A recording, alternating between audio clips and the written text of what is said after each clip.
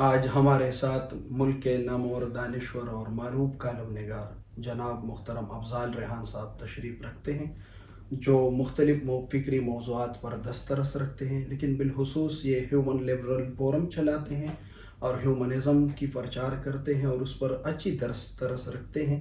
تو ہماری خواہش ہے کہ سر اس نقطۂ نظر پر بھی ہمارے ساتھ اپنا نقطۂ نظر پیش کریں اور اپنے علم سے مجھ جیسے اور ہمارے جیسے طالب علم کو اپنے فیض سے فیضیاب کریں۔ تو سر، میرا پہلا سوال یہ ہے کہ لبرلزم کیا ہے، یہ کس بنا پر وہ موروثی وجود میں آیا تھا اور اس کے پیچھے کیا محرکات تھے کہ یہ فلسفہ آیا؟ میں آپ کا شکر گزار ہوں کاشف شاہ جی، آپ نے مجھے اس قابل سمجھا، اور میں اتنا کوئی معروف تو نہیں ہوں، میں تو ایک بس قلم کار ہوں، اپنے جو بھی احساسات ہوتے ہیں وہ میں لکھ دیتا ہوں اخبار میں۔ باقی یہ ہے کہ جو لبرل ہیومن کا ہے وہ یہ ہے کہ میں ایک تو ہیومینٹی پہ یقین رکھتا ہوں، اس لیے ہیومن کا استعمال کرتا ہوں۔ آپ نے دیکھا ہوگا میرے کالم کا عنوان جو ہے انسانوں کے نام، جی جی، تو ہیومینٹی جو ہے نا میرا یہی اسی کے گرد گھومتا ہوں، جی اور میرے لیے ہیومینٹی سے بڑھ کے کوئی چیز نہیں کائنات میں۔ جی تو باقی جو لبرل اپروچ ہے یہ آپ سمجھ لیں کہ ایکسٹریمزم کے بالمقابل ایک طرح سے استعمال ہوتی ہے۔ ایکسٹریم کا مطلب ہے یا اس تڑے میں شدت پہ چلے جانا، رائٹ پہ یا لیفٹ پہ۔ جی جو لوگ اس کی بجائے صراط مستقیم پہ رہتے ہیں اور اعتدال کی راہ اپناتے ہیں، اس کا تعلق آپ نے پوچھا، تعلق اس کا انقلاب فرانس سے جوڑا جاتا ہے، جی کیونکہ جب وہاں دو طرح کے طبقے پائے گئے تھے، ایکسٹریم پہ جو دونوں تھے، جی ان کے بالمقابل جو ان بنچوں پہ بیٹھتے تھے جن کی اپروچ کمپرومائزنگ ہوتی تھی اور انتہا کی طرف نہیں جاتے تھے، جی تو ان کو لبرل کہا جاتا تھا۔ جی لہذا لبرلزم جو ہے یہ ویسے تو آپ سمجھیں کہ جو بھی انسان دوسرے کی آزادی کو مانتا ہے اور اپنی آزادی کا حق استعمال کرتا ہے، نجائز بندش نہیں کا قائل نہیں ہے۔ آپ نے جس طرح سوال کیا جی ہے، جی مجھے کئی ایسے احباب ملتے ہیں جو لبرل کو ایک نیگیٹو سینس میں دیکھتے ہیں، اور مجھے آج تک سمجھ نہیں آئی لبرل میں کون سی چیز ہے جو نیگیٹو ہے۔ مطلب یہ کہ آپ اعتدال کی راہ پہ رہو، تو یہ تو ہمیں بھی کہا گیا ہے خیر الامور اوسط ہوا، کہ میانہ روی اختیار کریں۔ تو لبرل اور کیا ہوتا ہے؟ لبرل کی کوئی یہ تو نہیں کہ وہ کوئی ایسی خطرناک چیز ہے، کئی لوگ سمجھیں گے کہ وہ جی پتہ نہیں مذہب کے بارے میں، بالکل ایسی بات نہیں ہے شاہ جی، میں آپ کو بالکل صاف بیان کر رہا ہوں کہ لبرل کے معنی، مطلب، مفہوم، بیک گراؤنڈ ساری کی ساری یہ ہے کہ جو لوگ سوسائٹی کو معتدل بنانا چاہتے ہیں، کمپرومائزنگ ہونا چاہتے ہیں، ایکسٹریم پہ نہیں جانا چاہتے، تو آپ خود اندازہ کریں کہ آج کے دور میں ایکسٹریم پہ جانا جو ہے اس کے کتنے نقصانات ہوئے ہیں۔ صحیح بات، آپ کی پختون سوسائٹی نے تو ان نقصانات کو بہت زیادہ بھگتا ہے بالکل۔ کہ جب وہ ایکسٹریم پہ گئے ہیں۔ یہ بتائیں کہ لبرلزم اور کمیونزم میں یا سوشلزم میں اس کے مابین تصادم کس بنا پر؟ دیکھیں، جو لبرلزم ہے اس کے بالمقابل تو میں ایکسٹریمزم کو ہی لاؤں گا۔ جو کمیونزم ہے وہ اس کو کہہ سکتے ہیں، کہنے والے کہیں کہ وہ بھی لبرل ہوتا ہے، لیکن کمیونزم ایک نظریاتی چیز آ جاتی ہے۔ جو بھی نظریاتی آئیڈیالوجی اس میں آ جائے اور جس میں اس کے لیے پھر ظاہر ہے کہ بھرمار ہوتی ہے، جو لوگ آئیڈیالوجی لے کے آتے ہیں ان کا اصرار ہوتا ہے کہ آئیڈیالوجی کے مطابق چلا جائے، بے شک وہ اسلامک آئیڈیالوجی والے ہوں یا کمیونسٹ آئیڈیالوجی رکھنے والے ہوں۔ تو میں نظریاتی آئیڈیالوجی والے لوگوں سے اکتاہٹ فیل کرتا ہوں، مطلب کہ وہ ہر وقت انسانوں کی خوشیوں کا سوچنے کی بجائے اپنے نظریے کے مطابق ان کو ڈھالنا مروڑنا چاہتے ہیں، ان کی مطابقت میں لوگوں کو چلائیں۔ تو یہ بھی تو ایک طرح سے جبر ہی ہو جاتا ہے نا۔ تو بات یہ ہے کہ جبر سے ہم لوگ بغاوت کریں، جبر کے مطابق نہیں، بلکہ انسانی فریڈم، انسانی ہیومن رائٹس، لبرٹی، یہ چیزیں، لبرٹی بھی لبرل سے ہی ہے۔ تو جہاں انسانی لبرٹی ہوگی وہاں لبرلزم بھی آئے گا۔ تو لہذا یہ کوئی ایسی بات نہیں ہے۔ ایک اور ٹرم استعمال ہوتی ہے جس طرح آپ نے کمیونزم کی ہے، سیکولرزم کی، سیکولر۔ تو سیکولر کا کنسیپٹ جو ہے نا، اس کو اصل میں نے جو نوٹ کیا ہے وہ لوگ گڑبڑ کر دیتے ہیں لبرل کو اور سیکولر کو اور کمیونزم کو۔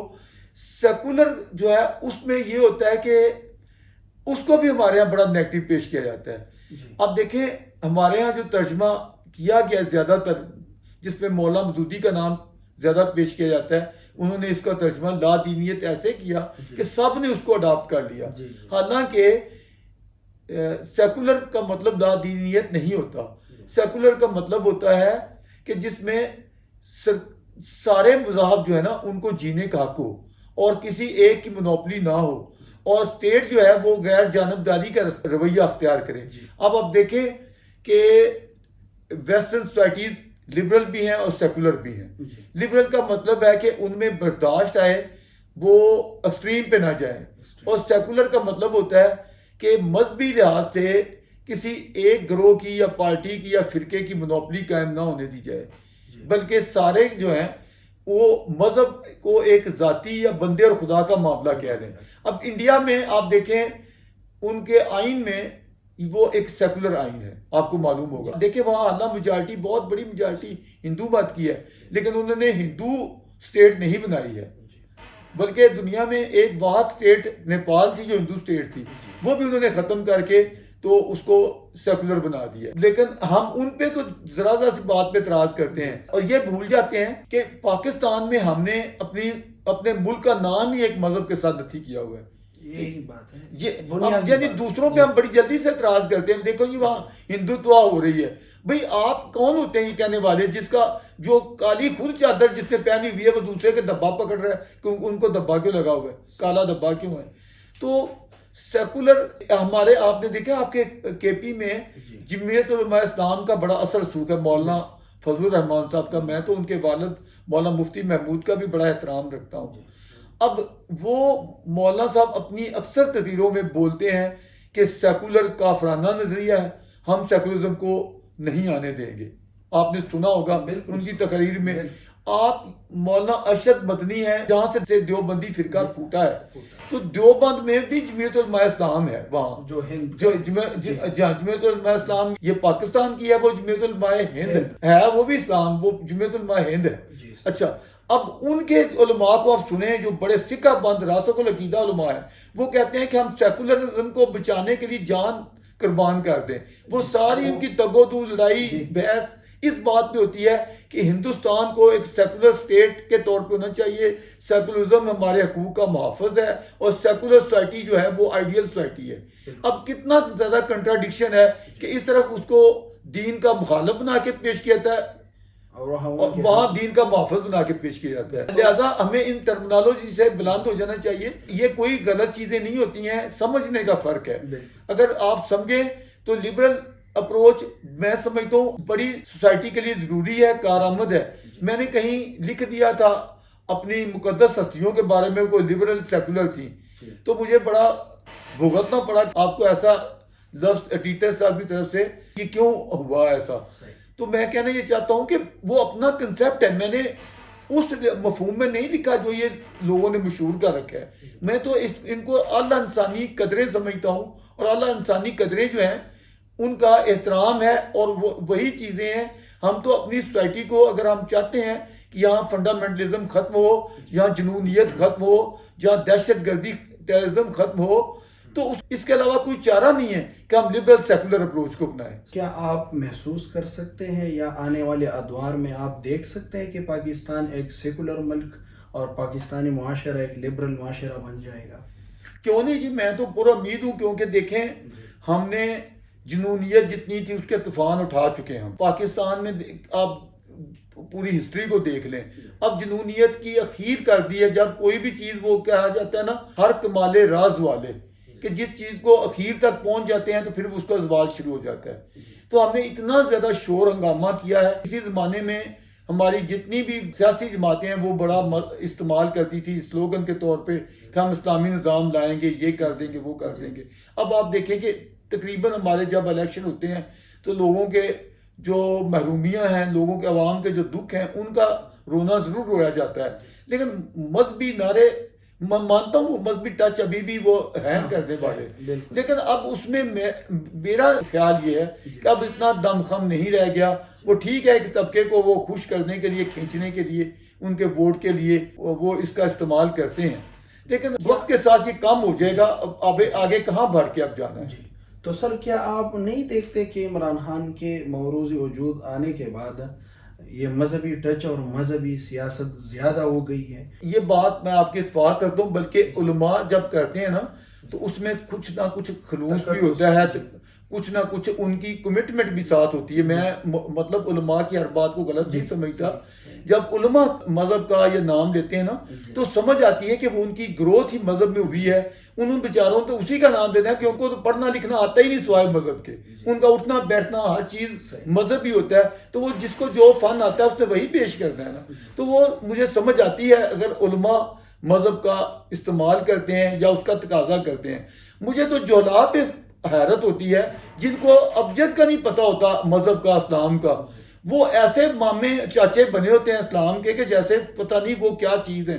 آپ دیکھیں پارٹیشن کے وقت دیکھیں جو اس وقت ہماری قیادت تھی، وہ مولانا مودودی نے ان کے بارے میں لکھا کہ خود بین سے بھی دیکھیں تو ان کے کریکٹر میں اسلام کی ایک چھینٹ نظر نہیں آئے. اس زمانے کے تمام علماء نے کہا کہ بھئی یہ بندہ جو نعرے لگا رہا ہے اسلام کے، اس کو اسلام کی تو خود ہوش نہیں ہے، نالج نہیں ہے، کریکٹر میں وہ کہتے ہیں ڈھونڈنے سے نہیں ملے گا. لیکن انہوں نے یوز کر کے لوگوں کا جو اثر ہوا، آج دنیا اتنے بس گزرنے کے باوجود لوگ رو رہے ہیں. ایک اور آیا تھا جو اپنے آپ کو قائد عوام کہتا تھا، اس نے ڈگڈگی بجائی اور اس نے بھی اسلام کے نعرے لگائے اور مذہب اسلام خطرے میں ہے، بڑا مس یوز کیا. ضیاء الحق تو بدنام ہوا، ٹھیک ہے اس نے اپنے دور میں بڑی تباہی کی، مذہب کا بڑا استعمال کیا، لیکن اصل اس کا فاؤنڈر جو تھا نا، نیا پاکستان کا نعرہ بھی اسی نے دیا تھا، جناح ثانی میں اس کو کہتا ہوں. تو اس شخص نے مذہب کو، حالانکہ اس کو مذہب کی ابجد کچھ نہیں معلوم تھا، اور یہی حال آپ کے ابھی والے کھلاڑی کا جس کا بھی آپ نے نام لیا ہے. تو وہ اسلام کے بارے میں ساری زندگی دیکھو کوئی کھلاڑی رہا ہے، کھلنڈرا کھلاڑی، اور وہ ساری زندگی اس کی مغرب میں گزری ہے.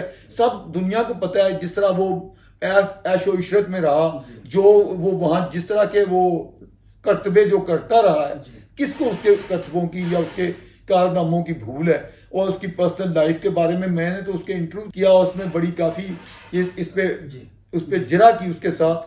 تو یہ میں سمجھتا ہوں یہ لوگ جو ہوتے ہیں صرف اپنا مطلب نکالنے کے لیے مذہب کا ٹچ دیتے ہیں اور مذہب کے نعرے لگاتے ہیں. سر اگر ہم دیکھیں تو یہ جو ہیومنزم ہے، لبرلزم ہے یا سیکولرزم ہے، اس پر زیادہ تر تنقید سادہ عوام سے اور مذہبی لوگوں کی طرف سے آ رہا ہے. تو ہمارے ساتھ کیا طریقہ کار ہو سکتا ہے کہ ہم ایک اچھے طریقے سے ان کے علم میں یہ لایا جائے کہ یہ کس طرح کے نظریات ہیں اور ان کا مذہب کے ساتھ کوئی تصادم اور ٹکراؤ نہیں ہے؟ بالکل بڑا اچھا سوال ہے. اس وقت ضرورت بھی اسی کی ہے. جو ہمارے عام عوام ہیں وہ برے نہیں ہوتے ہیں، ان کو جو بیچاروں کو فیڈ کیا جائے گا، جو کچھ بتایا جائے گا وہ اس کے مطابق اٹھیں گے. جب ان کو یہ بتایا جائے گا کہ دیکھو اللہ اور اللہ کے رسول کا تو یہ حکم ہے، اور یہ دیکھیں جو فلانا جو ہے نا وہ اس کے اگینسٹ جا رہا ہے، تو وہ اب وہ حکم ہو یا نہ ہو، چونکہ ان کو فیڈ یہ کیا گیا ہے، وہ بھڑکیں گے، وہ کہیں گے ایسے بندے کو تو ہم جنگ کریں گے، لڑائی کریں گے جو اللہ کے ساتھ، اللہ کے تو چیزوں کو، اپنے مطلب کو، اپنے مذہب کا سیاسی استعمال جو ہوتا ہے وہ بڑا نقصان دہ ہوتا ہے. کیونکہ آپ سیاست کرنی ہے لیکن وہ لپیٹ کے مذہب کے اندر. اب آپ مجھے بتائیں کہ آپ نے چیز، آپ کوئی بھی اپنی مطلب کی مفاد کی، اپنی غرض کی چیز ہو، مطلب پرستی کی چیز ہو، اس کو بڑے خلوص میں پیش کریں، لیکن اندر کچھ اور ہو، تو وہ کیا منافقت نہیں ہوگی؟ بالکل. تو یہ بڑی منافقت ہے کہ آپ لڑ رہے ہیں اپنے ذاتی اقتدار کے لیے، اپنی سیاست میں اپنی سیٹیں لینے کے لیے، اسمبلی میں پہنچنے کے لیے، لیکن وہ سارے کو آپ اوپر لبادہ غلاف آپ چڑھا دیتے ہیں مذہب کا.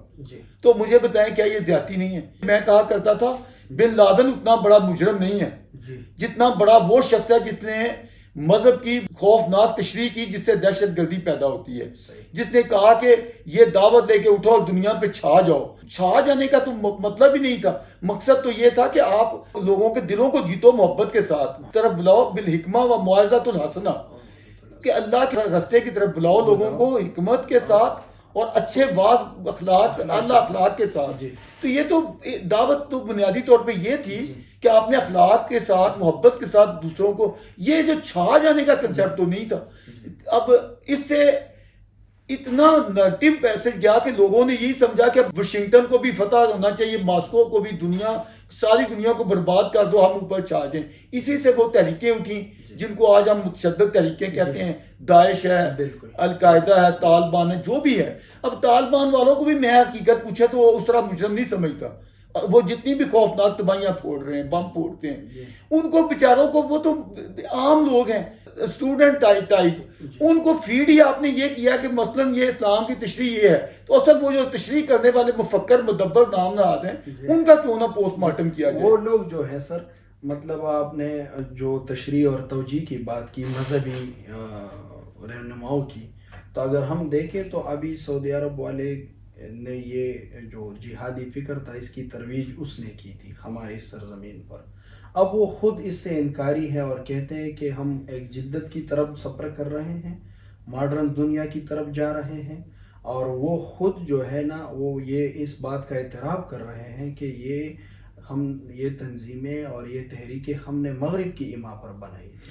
جی ہاں، ایم بی ایس نے جو کچھ کہا ہے، آپ کو معلوم ہے انہوں نے حدیث کے بارے میں بھی جو کچھ کہا ہے کہ یہ کتنے 100 سال بعد بنی تھیں، اور ان کی بنیاد پہ دنیا میں نفرت پھیلانا، لوگوں سے لڑائیاں کرنا، دہشت گردی کرنا، یہ باتیں جو ہیں ان پہ ہمیں ٹھہراؤ لانا چاہیے. اور ہم نے جس طرح کا ایکسٹریم اسلام پھیلایا تھا، اس کے بھی وہی، جیسے میں کہہ رہا ہوں کہ مذہب کا سیاسی استعمال. ایک بات ہے، سوویت یونین کا خاتمہ ہونا چاہیے تھا اور وہ جبر کا نظام تھا، لیکن اس کو ختم کرنے کے لیے آپ نے مذہب کا استعمال کیا، اور مذہب کا استعمال کرتے ہوئے اپنے جنگجو تیار کیے. میں مانتا ہوں اس میں امریکہ کا مفاد تھا، ایک کولڈ وار کا ایک طویل دور گزرا ہے، ہم استعمال ہوئے یا ہم نے ان سے معاملت لی. بات جو بھی تھی، آپ نے اس چیز کو بنیاد بنا کے تو دنیا میں یہ سارا کچھ کیا، پورا جہادی کلچر جو ہے روشناس کرایا، جہادی گروہ تیار کیے. چلو ٹھیک ہے، مان لیا آپ نے کیا، سعودی عرب بھی اس میں تھا، پاکستان اس میں پیش تھا، ہم اپنے ملک کو کیا کہہ سکتے ہیں اور سعودی کو بھی کیا کہہ سکتے ہیں. آپ نے وہ اپنا مدعا حاصل کر لیا امریکہ کے ساتھ مل کے، سوویت یونین تحلیل ہو گیا. جب وہ تحلیل ہو گیا ہے، اب کیا حق پہنچتا ہے آپ کو اسی طرح جتھے بنانے کا؟ کیا حق پہنچتا ہے اسی؟ تب تو کم از کم سعودی گورنمنٹ بھی تھی یا پاکستان گورنمنٹ. اب پاکستان گورنمنٹ یا سعودی گورنمنٹ تو نہیں کہہ رہی. اب جتھے آپ کو پتہ ہے اب ساری تشریح ہو چکی ہے کہ پرائیویٹ جہاد جو ہے اس کی اجازت نہیں ہے. گورنمنٹ اگر نہیں ہوتی تو پرائیویٹ جتھا کوئی بھی بنا کے اٹھے اور کہے میں جہاد کر رہا ہوں تو اس کی ممانعت ہے، اس کی بالکل قطعی اجازت نہیں ہے. میں نے تو اس پہ بڑا کام کیا ہے، میری بک بھی چھپی ہے، جہاد یا دہشت گردی. اور جہاد کے لیے شرع میں بہت زیادہ کنڈیشن ہے کہ یہ اگر خصوصیات ہوں گی تو جہاد ہوگا. اس میں امیر ہوتا ہے، اس میں امارت ہوتی ہے، اس میں حکمرانی یعنی ساری چیزیں ہیں. پھر اس کے اندر شاید ہے کہ کسی جو نہیں لڑ رہا اس پہ اوپر وار نہیں کرنا، جو بے گناہ ہے اس پہ وار نہیں کرنا، جو بھاگا جا رہا ہے نکل کے اس کو نہیں وار کرنا، کسی بچے کو نشانہ نہیں بنانا، کسی بوڑھے کو نشانہ نہیں بنانا، کسی خاتون کو نشانہ نہیں. اب آپ مجھے بتائیں یہ جو بم پھوڑتے ہیں کیا وہ ان ساری چیزوں کو دیکھتے ہیں؟ وہ تو ابھی آپ کو معلوم ہے بجوڑ میں جو حملہ ہوا اس میں کئی معصوم بچے ہیں، کوئی بیچارے وہ کھانے والی چیزیں بیچنے وہاں چھوٹی سی عمر کے آئے ہوئے تھے، وہ بھی مارے گئے. اس طرح چھپ کے حملہ وار کرنا، یہ کون کہتا ہے یہ جہاد ہے؟ یہ اب تو میرا خیال ہے کہ کے پی میں بھی واضح ہو چکا ہے یہ دہشت گردی ہے. اور ہمارے نوجوانوں کو چاہیے کہ اس سے بچیں اور امن سلامتی کی طرف آئیں. ہمارا دین جو ہے امن سلامتی کا علم بردار ہے، ہمیں دنیا کے سامنے اپنے دین کو بدنام نہیں کرنا چاہیے. سر آپ اگر دیکھیں تو یہ اسی تعبیر کے بارے میں باچاہن نے 40-50 سال پہلے کہا تھا کہ یہ دراصل مذہب کا جنگ نہیں ہے، نہ قوموں کا جنگ ہے، یہ اقتدار کا اور وسائل کا جنگ ہے. تو اس میں مذہب کے لحاظ سے لوگوں کو دھوکہ دیا لوگوں نے، اور وہ افغانستان اور یا کشمیر پہ جو سارے پشتون تھے یا جو ہمارے علاقے کے عوام تھے سب جہاد کے لیے نکلے. لیکن باچاہن نے یہ پیشن گوئیاں اس وقت کی تھی. تو آپ باچاہن کی اس کے وزڈم کو کس نظر سے دیکھتے ہیں کہ وہ بندہ جس نے ایک بات 40 سال پہلے کی ہو اور آج بھی دنیا اس کی معترف ہے، اور کہتے ہیں کہ اگر اس بات کو یہ بیلٹ اور یہ سوسائٹی اور یہ ملک اور یہ معاشرہ مانتی تھی تو آج ان کا یہی حال نہ ہوتا. بالکل آپ نے بہت اچھا کاشف کوشچن اٹھایا ہے. باچا خان کو میں تو باچا خان کا منتقد ہوں اور میں اس کو بے بہرا سمجھتا ہوں جو باچا خان کا منتقد نہ ہو، جس میں کچھ بھی شعور ہے. باچا خان اتنی بڑی شخصیت ہیں اس خطے میں، مجھے پورے ملک میں مجھے باچا خان کے لیول کا کوئی بندہ بتا دیں. سچ پوچھے تو میں مطلب جناح ہے، لیاقت علی ہے، کوئی بھی ہے، ان کی کوئی حیثیت نہیں ہے بادشاہ خان کے سامنے. بادشاہ خان کا آپ کو معلوم ہوگا 1913 میں وہ قیادت کر رہا تھا، لیڈر یعنی اس کی لیڈرشپ، اور اس نے اس کی بک مائی لائف اینڈ اسٹرگل اتنی اسٹرگل کی.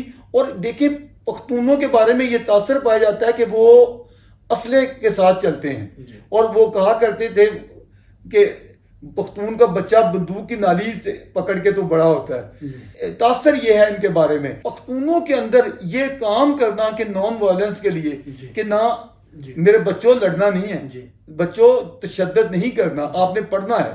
تو یہ کتنی بڑی بات ہے، کتنا عظیم انسان تھا وہ. اس کی عظمت کو یہاں نہیں سمجھا گیا. میں کہتا ہوں کہ اگر کوئی بھی حکومت ایسی شعور والی آئے یا جو چاہتی ہے امن سلامتی کا پیغام، تو اس کو رہنمائی جو ہے، روشنی جو ہے وہ بادشاہ خان سے لینی ہوگی. اور بادشاہ خان کے کو میں سمجھتا ہوں ہمارے شروع سے لے کے آخر تک تمام سلیبس کا حصہ ہونا چاہیے. ہمارے نوجوانوں کو، نونہالوں کو، اور ایون کہ یونیورسٹی تک کے لوگوں کو بادشاہ خان کی لائف اور اسٹرگل اور ان کی اپروچ اور سوچ جو ہے وہ جو امن اور سلامتی کی ہے وہ پڑھائی جائے. دیکھیں کیسا عظیم انسان ہے، کوئی فرقے پرستی نہیں ہے، کوئی مذہب کا وہ سیاسی استعمال نہیں ہے، امن اور شانتی کی بات کرتا ہے. اور دیکھیں وہ کتنا زیرک اور کتنا ذہین انسان تھا کہ جب یہ تباہی بربادی شروع ہوئی تھی، وہ ایسا پیغمبرانہ سوچ ہے اس کی کہ اس نے کہا کہ دیکھو اس میں برباد ہو جاؤ گے، 2 بھینسیں لڑ رہے ہیں تو اس میں مینڈکی خام کا ماری جائے گی، آپ لوگ اس میں کیوں اس کا ایندھن بنتے ہو. وہ کتنا بڑا جناب مدبر انسان تھا، لوگوں نے نہیں اس کی آواز کو پہچانا. تو آج دیکھیں ہنستا بستا ہمارا پورا خطہ برباد ہو گیا. افغانستان دیکھیں کتنا زبردست تھا، امان اللہ خان کے دور کا افغانستان یاد کریں، آج وہ کس پوزیشن میں پہنچ گیا. بالکل سر، اگر ہم دیکھیں نا تو پختونخوا پہ یا افغانستان پہ اس خطے سے سارے مسائل اٹھ رہے ہیں. کوئی اس کی ایک توجہ پیش کرتے، کوئی دوسرا کرتے ہیں.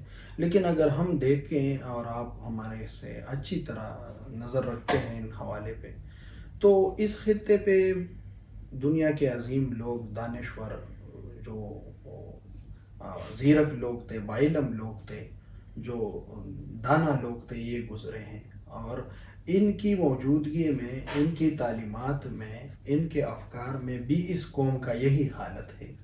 تو یہ کیا وجہ ہو سکتی ہے؟ مطلب میں تو یہ دیکھتا ہوں کہ اگر یہ لوگ کسی اور قوم میں گزرے ہوتے تو وہ آج ستارے ہوتے. کہ سب سے بڑی وجہ یہ ہے اسلام میں یہ مسجد کا جو مولوی ہم نے رکھا ہوا ہے، تنخواہ دار، یہ نہیں ہوتا تھا. آپ ابتدائی خلافت راشدہ کو دیکھ لیں، پروفٹ کی اپنی زندگی میں دیکھ لیں کہ تنخواہ دار مولوی رکھنے کا کوئی ٹرینڈ نہیں تھا. نہ ہی اس طرح کے جو آج جس طرح کا ہم نے وہ شتر بے مہار جو مرضی وہ کہہ دے. اب سعودی عرب جیسے ملک میں یہ عوام کسی کو یہ حق نہیں پہنچتا کہ وہ گورنمنٹ کی ہدایت کے بغیر جو من میں آئے، منہ میں آئے وہ ہانکتا چلا جائے. ہمارے ہاں بربادی کی وجہ یہ بنی کہ مولوی صاحب جو ہیں ان کو یہاں کوئی ان کے اوپر چیک اینڈ بیلنس نہیں ہے، کوئی ان کی سند نہیں، کوئی رہنمائی کرنے والا نہیں ہے. سند ہوگی بھی تو وہ اپنے ہی مولویوں نے جاری کی ہوئی ہے. تو یہ تو نہیں ہے کہ غیر جانبدہ یا قومی لیول کی یونیورسٹیوں نے کی ہو، جو بھی ہے میں اس پہ نہیں جاتا. میں صرف یہ کہتا ہوں کہ کوئی بھی جو اس ممبر پہ کھڑے ہوتا ہے تو اس کی کوئی نہ کوئی چیک اینڈ بیلنس ہونی چاہیے. یہ تھوڑا کہ وہ جنونی ہے، اس کو ذاتی مسائل ہیں یا کسی کو تنگی دینی ہے، فرقے پرستیاں اسی سے تو نکلی ہیں. چیزوں کو بہار ملا اور یہ جہالت جو ہے وہ مذہب کے نام پہ پھیلائی گئی.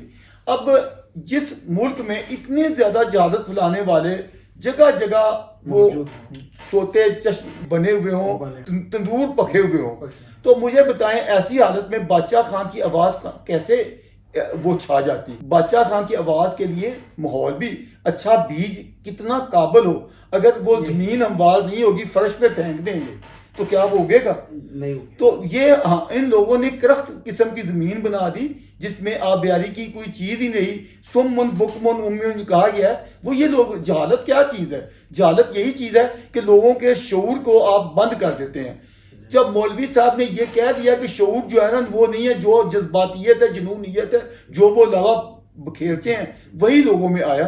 جب جنونیت اس قدر ہوگی تو وہاں بادشاہ خان کا شعور جو ہے وہ آگے کیسے داخل ہو سکے گا؟ تو یہ وجہ آپ نے اچھا سوال کیا ہے کہ اتنی بڑی ہمارے پاس شخصیت بھی تھی تو کیا وجہ ہے کہ وہ انقلاب وہ چینج نہیں آ سکی. تو اس کے لیے ضروری ہے کہ ایک تو بادشاہ خان کے یہاں پیغام کو عام ہونے ہی نہیں دیا گیا. آپ کو معلوم ہے کہ انگریز نے پیغام نہیں پہنچنے دیا. آپ کو انگریز کے دور میں بھی وہ کتنے سب سے زیادہ قید کاٹنے والے, میرا خیال ہے 15 سال, اس سے بھی زیادہ, اور پھر اس سے انگریزوں سے بھی زیادہ جو پاکستان بننے کے بعد جو کچھ ان کو جیل میں رکھا گیا اور جو سلوک کیا گیا. تو بادشاہ خان جیسے جو ہستیاں تھیں, ہم ان کے اپنی قوم نے ان کے ساتھ کیا سلوک کیا ہے. جب اتنے بڑے بڑے عظیم لوگ آئیں اور ان کے ساتھ یہ سلوک کیا جائے تو اس کا مطلب ہے کہ ہم ہدایت وہ چیز نہیں, جنونیت ہی چاہیے تھی, ہمیں شعور نہیں چاہیے تھا. بادشاہ خان سے نفی کا مطلب ہے کہ ہمیں شعور کی نفی. ہمیں اگر شعور چاہیے ہو تو ہمیں پھر بادشاہ خان کی تعلیمات کو دیکھنا پڑے گا. سر اب ہم پنجاب کی طرف آئیں گے کیونکہ آپ کا خطہ ہے اور آپ اس بارے میں اچھی طرح. میں تو پختونستان کو بھی اپنا خطہ ہی سمجھتا ہوں. بالکل سر, آپ تو ایک لحاظ سے تو مجھے بڑے اچھے لگتے ہیں. آپ تو ایک لحاظ سے انٹرنیشنلسٹ ہیں بس ساری. نہیں, میں ہیومینٹی پہ یقین رکھتا ہوں نا. تو جہاں جہاں ہیومینٹی ہے وہ سارے میرے اپنے ہیں. یہاں بھی اگر کوئی ہیومینٹی کے خلاف جاتا ہے تو میں وہ اپنا نہیں سمجھتا اس کو. جی, تو سر اگر ہم دیکھیں نا مذہبی لحاظ سے تو وہاں تو مطلب جہادی تنظیمیں تھی اور وہ ان کی وجہ سے یہ حالات رہنما ہو گئے.